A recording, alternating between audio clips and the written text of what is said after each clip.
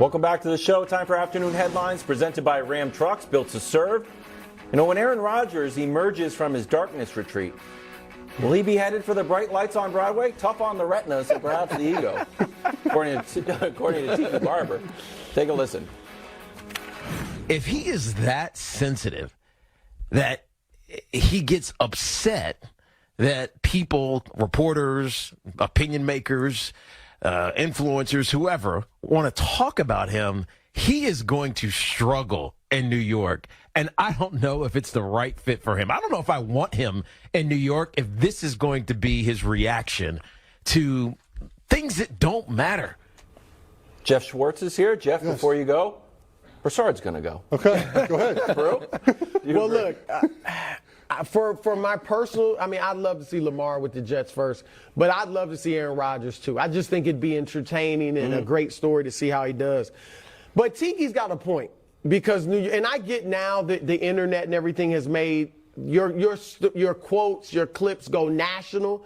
So it may not feel like the local media is as big, but it is. In New York, you're going to have 30 reporters there every day to talk to you and parse every single thing you say.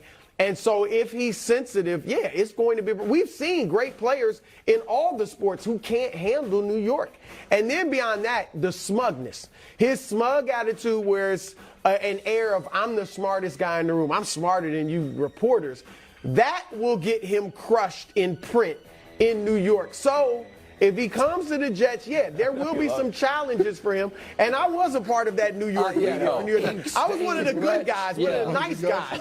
But there's some sharks out there that I was competing with. So, yeah, he got to watch. I mean, there certainly are sharks. I played here. That certainly is different than anywhere else. I mean, I was in Kansas City, then I came to New York, and there's, as you mentioned, there's 30 new reporters every day in the locker room. Different. But, like, it's a little different in Kansas City. Right, yeah. But, I mean, if he can't handle that, don't play quarterback. I mean, right? Like, there's scrutiny on you all the time. He goes on a national radio show every single week to talk all the time. I think he's used to being the center of attention. He's used to people talking about him. He will succeed or not succeed based on how he plays, right? If he can throw it to the open wide receiver, if he can run the scheme properly, that's why he will succeed or not because he's too sensitive to handle people writing mean things about him. So I tend to agree with that. But there's a great article that I think posted today by Carmen Vitale on foxsports.com, people should check out, that talked about how Mahomes and Rodgers both lost their number one receivers this year and had very different ends of the season. Rodgers is ending it in a darkness retreat, having missed the playoffs, and Mahomes is ending it celebrating wearing the WWE championship. And one of the things she included in the article was that Mahomes got all the guys together this offseason in Texas on his own time to run routes and to work on things, in addition to OTAs, in addition to being at everything. If I am any team that wants to go after Aaron Rodgers, I want to know, listen, we know they're OTAs. We know they're optional. You guys collectively bargain that? No problem. But what is your level of commitment going to be?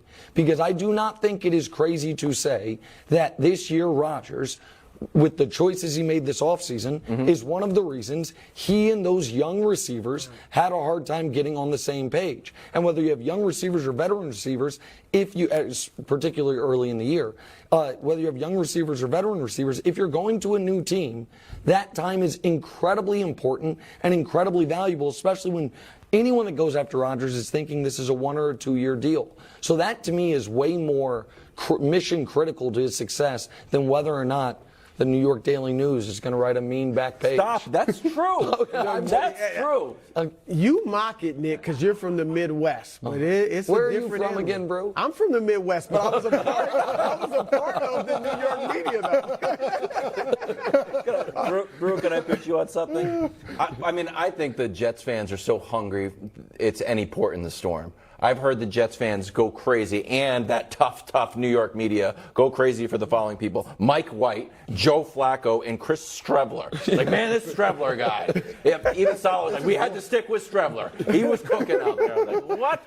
So I think it comes down to the schedule. I think if Aaron Rodgers starts hot, he would get a little bit more runway. Yes. But their if he schedule, plays well, he'll be fine. They host the Chiefs. Host the Chargers, host the Eagles, they host the Patriots. Oh my gosh, that is a tough. Those are four great teams right there. So I think it's tough. Lamar update. There's not really an update, but we're going to keep giving you these updates.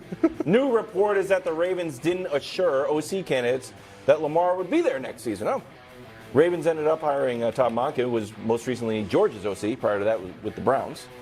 Jeff, do you expect the new OC to be working with Lamar in Baltimore? I do, because they have to have Lamar as their quarterback. Like, what's the option here? Like, if you get rid of Lamar Jackson, what's the option? Are you drafting a quarterback? Are you signing someone else? Like, you have to have him as your quarterback. Franchise tag him. Do whatever you have to do. He needs to be your quarterback this season. You don't have a choice. You either. But he has a choice. No, he doesn't. Franchise tag him. Why do you think he would sign it? The franchise tag? Yes. He's going to sit out all season? Well, he can. Like that's the problem with the system, right? Is that teams have that control. We'll franchise tag you. We dare you to sit out all season. Right. We dare you to do it. Do you guys not think that's on the board? Because I think that's incredibly on the board. Or at least, I don't think he'll sit I don't know all that he actually has to sit out all season. I think he just has to say, I'm not signing it. I think it can be a game of chicken, and if you're the Ravens, you might blink. If he says it is a long-term deal or nothing, I dare you to test me on, my will on that. Don't you think Baltimore then starts calling around, engaging what his trade value is, finding out if they can, how many draft picks they could get, what players they could get? Because Lamar, to me, if I'm the Ravens, I am very nervous about the fact that each of the last 2 years, particularly this one, he was hurt. Correct. And didn't. That's why they franchise tag him. Right. But when you're nervous about giving a long-term deal because he was hurt, you're nervous about franchise tagging him because I think a lot of us feel if he had that long-term deal, he might have shown up at the end of the season. He might have found a way to play through it, but he didn't have the security, and I understand that. So to me, this has been headed towards divorce ever since they didn't get the deal done, and then we saw, Brew, how the end of this season transpired. They would sign him to a contract now, though, if he agreed to the guaranteed money that they want. Well, they said it's $100 million delta. They offered 5 years, $250, $133 guaranteed. They don't want to do the Watson deal, and he wants the Watson money, which we should absolutely say, I want more than John Watson. I get where he's at, where he wants, and I get what the Ravens saying, because no one else, look, Herbert's not getting $230 guaranteed. Right. Burrow's not getting no one's doing that contract anymore. So Lamar's going to have to decide whether or not he's going to take less than Watson. Because I don't think anyone else, I think that contract's thrown out. Like, no one's doing that contract anymore. It has been so far. And I think they should go. Now, I don't know that they will. They went far from this. I think they should go up to $200 million guaranteed. If they're offering $250, I don't think they're go going up to to $200. Yeah, there's almost $200 million guaranteed. His point about being injured. They're almost $70 million away from that. So, but I'm still with Jeff, Nick. Look, I think he'll play. I didn't think he should have played last year at the beginning of the season, but I think he's a gamer, and I get it. It seems like he may have sat out this year in the playoffs. But I think he'll play if they franchise him. Because like you said, he's been hurt the last few years. And then if he sits out another year. But franchising him, Wilds, just kicks the can down the road. Absolutely. Because if they're not willing to give him the contract he wants, the further down this road we get, the less leverage they have and the less trade value he has. So, because they have less leverage. So if their plan is, we'll franchise him this year, well, at the end of this year, you're going to give him the contract? Nope. We'll franchise him again. Well, then you lose him for nothing after 2 years, and you paid him $100 million guaranteed for those 2 years. But you also want to watch and see, can he stay healthy? Is he as good? Because, he's been very good, but he hadn't been the guy that won the unanimous. If those are your concerns, then just trade him now when his value is the highest. I don't think they're getting this worked out. Okay, I'll tell you what Lamar needs. A little bit of inspiration. Or at least, you know what? Ravens organization does. Yeah. Lamar doesn't need it. They do. Really Bud list. Coming up next, an early edition of the Bud List.